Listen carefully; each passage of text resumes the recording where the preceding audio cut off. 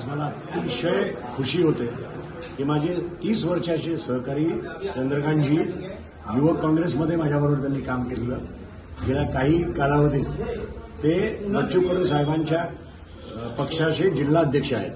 आज त्यांनी त्यांच्या पक्षाच्या अध्यक्षपदाचा त्याग देऊन आज माझ्या बरोबर राष्ट्रवादी काँग्रेसमध्ये आज त्यांनी प्रवेश केलाय.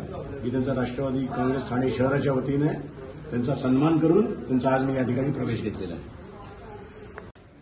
प्रथमतः जुने सहकारी भेटले आणि पुन्हा आम्ही त्याच वड्याने आणि त्या जिद्दीने पुन्हा पवारसाहेबांचा राष्ट्रवादी काँग्रेस पक्षाचा पुन्हा ठाणे महानगरपालिकेवर तसंच महाराष्ट्रामध्ये कसा विजय होईल याच्या दृष्टिकोनातून प्रयत्न करू. तसेच प्रवेश करण्याच्या समयी मला जो मान सन्मान मला मनोज प्रधान साहेबांनी व आव्हाड साहेबांच्या सर्व सहकार्यांनी जी साथ दिलेली आहे त्यालाही विसरता येणार नाही. यापूर्वी मी प्रहार जनशक्ती पक्षाचा ठाणे जिल्हा अध्यक्ष असताना मी त्याही पक्षात निष्ठेने काम केलं आणि आधी ज्या पक्षात असेल त्याही पक्षात मी निष्ठेनेच काम करील.